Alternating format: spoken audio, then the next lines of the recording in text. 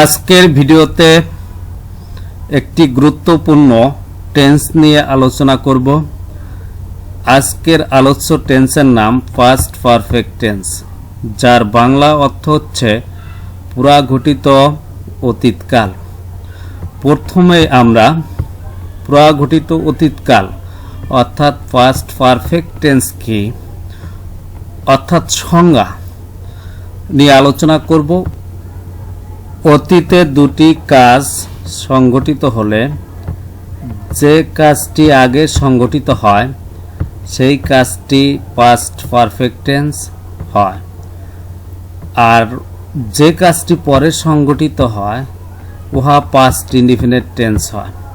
অর্থাৎ অতীতকালে পরপর দুটি কাজ সংঘটিত হলে যে কাজটি আগে সংঘটিত হবে সে কাজটি পাস্ট পারফেক্ট টেন্স, এবং যে কাজটি অপেক্ষাকৃত পরে সংঘটিত হবে সেই কাজটি পাস্ট ইনডিফিনিট টেন্সে করতে হয়।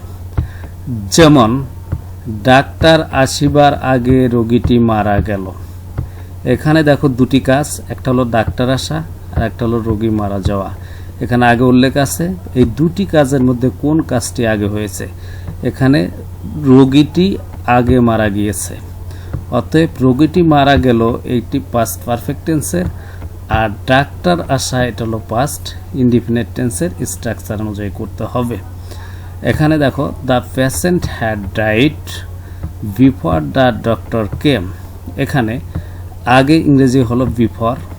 বিফোরে যে কাজটি আগে হবে সেই কাজটি বিফোরের আগে বসাতে হবে, অর্থাৎ ওই কাজটি পাস্ট পারফেক্ট টেন্সের হবে। এখানে রোগীটি আগে মারা গিয়েছে, তাহলে দি পেশেন্ট হ্যাড ডাইড এটা past perfect tense. Before the doctor came এটা পরে সংঘটিত হয়েছে, বিধায় এটা পাস্ট ইনডিফিনিট টেন্স। এরপর বৃষ্টি থামার পর আমরা রওনা দিলাম। এখানেও দুটি কাজ, একটা হলো বৃষ্টি থামা, অপর কাজটি হলো আমরা রওনা দিলাম।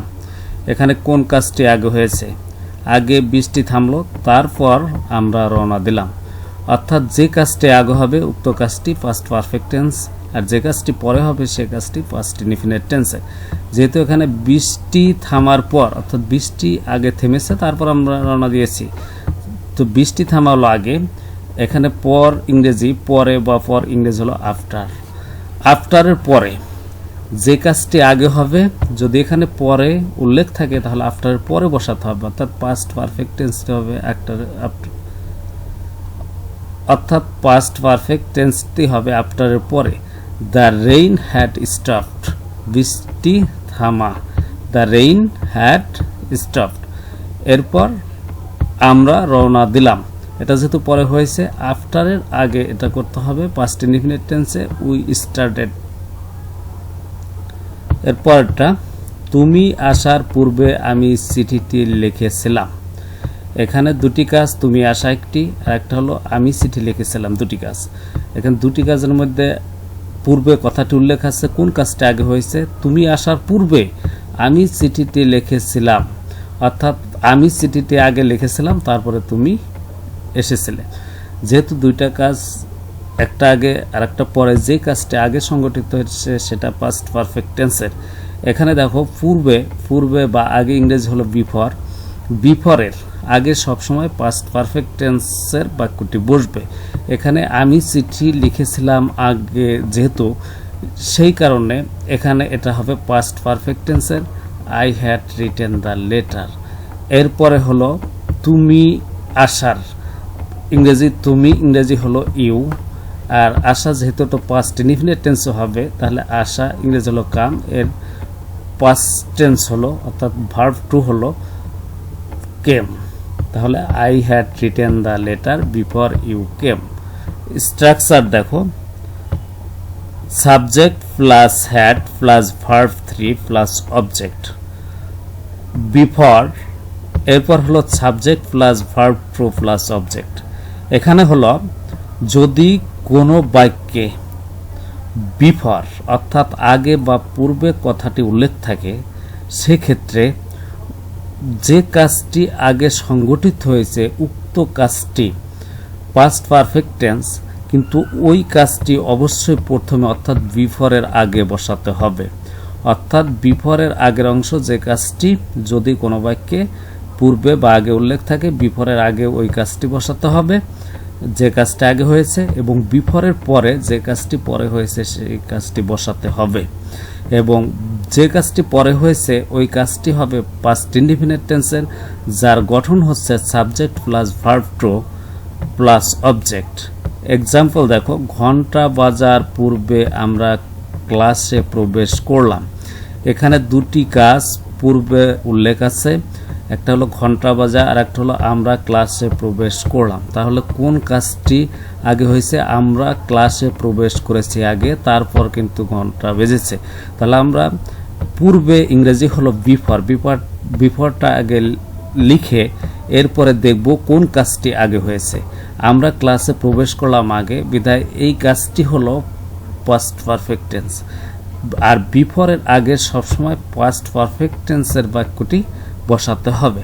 তাহলে আমরা ক্লাসে প্রবেশ করলাম, আমরা সাবজেক্ট, তাহলে আমরা ইংরেজি হলো উই সাবজেক্ট, এরপরে সাহায্যকারী ভার্ব হ্যাড, এরপরে মূল ভার্ব অর্থাৎ প্রবেশ করা ইংরেজি হলো এন্টার, এর থ্রি ফর্ম অর্থাৎ ফার্স্ট পার্টিসিপাল ফর্ম হলো এন্টার্ড, এরপর হলো অবজেক্ট হলো ক্লাস, দ্য ক্লাস রুম,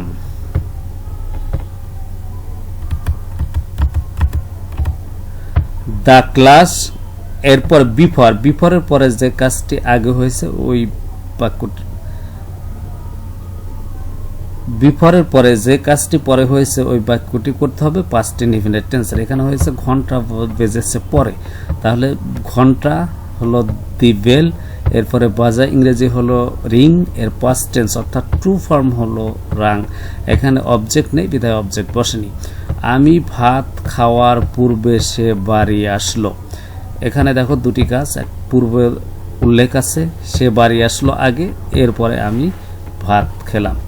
যেহেতু দুটি কাজ, যে কাজটা আগে হয়েছে সে কাজটি বিফোরের আগে, পূর্বে ইংরেজি হলো বিফোর, তাহলে সে বাড়ি আসলো এই কাজটি আগে হবে হি সাবজেক্ট, এরপরে হ্যাড, এরপরে আসা ইংরেজি হলো কামের পাস্ট পার্টিসিপাল ফর্ম কাম, এরপরে অবজেক্ট হলো বাড়ি হোম, এরপরে বিফোর পূর্বে, এরপরে খেয়েছে এটা হবে পাস্ট ইনডিফিনিট টেন্সে, তাহলে আমি ইংরেজি হলো আই, এরপরে খাওয়া যেহেতু এখানে ভার্বের টু ফর্ম হলো ইটের অ্যাট অর্থাৎ পাস্ট ফর্ম হলো অ্যাট, এরপরে ভাত ইংরেজি অবজেক্ট, ভাত ইংরেজি হলো রাইস, অর্থাৎ he had come home before I ate rice.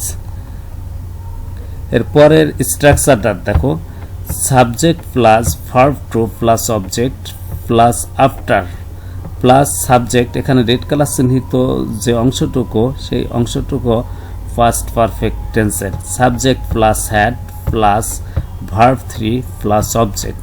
R black colour চিহ্নিত অংশটুকু হলো পাস্ট ইনডিফিনিট টেন্সের। আফটারের আগের অংশ হলো পাস্ট ইনডিফিনিট টেন্সের এবং পরের অংশ হলো পাস্ট পারফেক্ট টেন্সের। এখানে এক্সাম্পলস দেখো, আমি কাজটি শেষ করার পরে সে আসলো। এখানে দেখো পরে কথাটি উল্লেখ আছে, এখানে দুটি কাজ, আমি কাজ শেষ করলাম আর একটা সে আসলো। এখানে কোন কাজটি আগে হয়েছে? যে কাজটি আগে হয়েছে সে কাজটি হলো ফার্স্ট পারফেক্ট টেন্সের। এখানে আমি কাজটি শেষ করার পরে সে আসলো, তাহলে আমি কাজটি আগে শেষ করেছি, এখানে তুমি পরে ইংরেজি আফটারটা বসিয়ে নেবে। এরপরে যে কাজটি আগে হয়েছে আফটারের পরে, সবসময় মনে রাখবে যে কাজটা আগে হয়েছে বিফোরের আগে এবং আফটারের পরে বসাতে হবে। আমি কাজটি শেষ যেহেতু আগে করেছি, তাহলে আমি ইংরেজি হলো আই, এরপরে একটা হ্যাড বসবে হ্যাড, এরপরে হলো ভার্ব থ্রি অর্থাৎ এখানে শেষ করা ইংরেজি হলো ফিনিশ, এরপর থ্রি ফর্ম অর্থাৎ পাস্ট পার্টিসিপাল ফর্ম হলো ফিনিশড, এর অবজেক্ট হলো কাজটি দি ওয়ার্ক। এবং কোন কাজটি পরে হয়েছে? পরে সে আসলো, সে ইংরেজি হলো হি সাবজেক্ট, এরপরে কেম অর্থাৎ আসা ইংরেজি হলো কাম, যেহেতু এখানে ভার্ব টু হবে পাস্ট ইনডিফিনিট টেন্সের, এই কারণে কামের টু ফর্ম হলো কেম। এখানে অবজেক্ট নেই, অবজেক্ট বসানো হয়নি। সে স্কুলে যাওয়ার পরে ঘন্টা বাজলো। এখানে দেখো দুটি কাজ, সে স্কুলে গেল আরেকটি হলো ঘন্টা বাজলো। মাঝখানে পরে কথাটি উল্লেখ আছে, তাহলে পরে ইংরেজি হলো আফটার। এখানে কোন কাজটা আগে হয়েছে, সেই স্কুলে আগে গেল, তারপরে ঘন্টা বাজলো, তাহলে সে যেহেতু সে স্কুলে আগে গেল, তাহলে এখানে হি, তারপরে হলো হ্যাড, এরপরে হলো ভার্ব 3, অর্থাৎ এখানে যাওয়া ইংরেজি হলো গো, তাহলে গান, গোর 3 ফর্ম অর্থাৎ past participle form, to school. পরে হয়েছে কোন কাজটি, ঘন্টা বাজলো, তাহলে ঘন্টা ইংরেজি হলো দ্য বেল, রিং হলো বাজা, রিং এর টু ফর্ম অর্থাৎ পাস্ট ফর্ম হলো রাং, তাহলে the bell rang after he had gone to school. এরপর বাক্যে তে নাতেই অর্থাৎ যেতে না যেতেই, খেতে না খেতেই, করতে না করতেই, পৌঁছাতে না পৌঁছাতেই ইত্যাদি থাকলে, অর্থাৎ দেখো এখানে যেতে না যেতেই, তে নাতেই, খেতে না খেতেই, তে না, করতে না করতেই, খেতে না খেতেই, তে না তেই, করতে না করতেই, তে না তেই, পৌঁছতে না পৌঁছাতেই, তে না তেই, এইরকম যদি কিছু থাকে সেক্ষেত্রে তোমার স্ট্রাকচারটা হবে প্রথমে নো সোনার হ্যাট, এরপরে সাবজেক্ট, এরপরে ভার্ব 3 অর্থাৎ মূল ভার্বের ফার্স্ট পার্টিসিপাল ফর্ম, এরপরে অবজেক্ট, এরপর একটা দেন বসাতে হবে, এরপরে সাবজেক্ট, অপর সাবজেক্টটি, এরপর ভার্ব 2 অর্থাৎ মূল ভার্বের ফার্স্ট ফর্ম, এরপর অবজেক্ট। অর্থাৎ যেতে না যেতেই, খেতে না খেতেই, আসতে না আসতেই, পৌঁছাতে না পৌঁছাতেই যে বাক্যটি উল্লেখ থাকবে সেই বাক্যটির সাথে নো সোনার হ্যাট, আর যে অংশে এগুলো থাকবে না সেই অংশ দেনের পরে বসাতে হবে। অথবা তুমি অন্যভাবেও করতে পারো, নো সোনার হ্যাটের জায়গায় হার্ডলি হ্যাট এবং হোয়েন, দেনের স্থলে হোয়েন দিয়েও তুমি করতে পারো, অর্থাৎ নো সোনার হ্যাটের জায়গায় হার্ডলি হ্যাট এবং দেনের জায়গায় হোয়েন। আরেকভাবে তুমি করতে পারো, নো সোনার হ্যাট বা হার্ডলি হ্যাট দুটি যদি না বসাও, স্কার্সলি হ্যাট এবং দেন বা হোয়েন যে জায়গায় বসিয়েছিলে ওই জায়গায় বসাতে হয়, ওই জায়গায় তুমি হোয়েন বসিয়েও করতে পারো।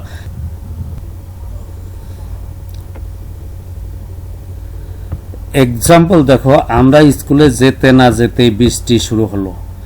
এখানে যেতে না যেতেই তে নাতেই আছে, অর্থাৎ যেহেতু যেতে না যেতেই আছে, তে নাতেই আছে, সে কারণে প্রথমে নো সোনার হ্যাট অথবা হার্ডলি হ্যাট অথবা স্কার্সলি হ্যাট বসাতে হবে। নো সোনার হ্যাট বসালে এরপরে হলো তোমার সাবজেক্ট হলো আমরা, উই, এরপরে যেতে না যেতেই যাওয়া ইংরেজি হলো গো, গোর ফার্স্ট পার্টিসিপাল ফর্ম অর্থাৎ ভার্ব 3 হলো গান টু স্কুল, এরপর একটা দেন বসাতে, এরপর হলো দ্য রেইন স্টার্টেড অর্থাৎ দ্য রেইন সাবজেক্ট এবং এরপরে ভার্ব 2, অর্থাৎ সবসময় মনে রাখবে দেনের আগের অংশ পাস্ট পারফেক্ট টেন্সের আর পরের অংশ পাস্ট ইনডিফিনিট টেন্সের হবে।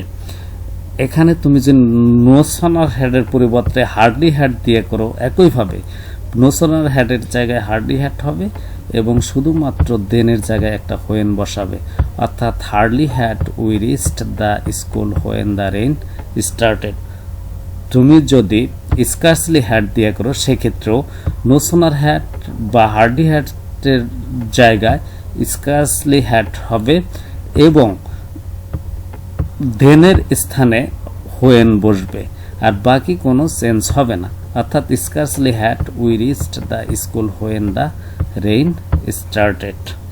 এর পরের এক্সাম্পলটা দেখো, আমি খেতে না খেতেই সে আসলো, তে নাতেই, খেতে না খেতেই, আমি খেতে না খেতেই, তাহলে নো সোনার হ্যাট, এখানে খেতে না খেতেই যে অংশ তে নাতেই যুক্ত আছে সেই অংশটুকু নো সোনার হ্যাডের পরে পড়বে, তাহলে হ্যাট আই, এখানে ভার্ব 3 হবে, ভার্ব 3 হলো ইটেন, এরপর রাইস, দেন, তারপরে সাবজেক্ট হি কেম, তাহলে no sooner had I eaten rice then he came.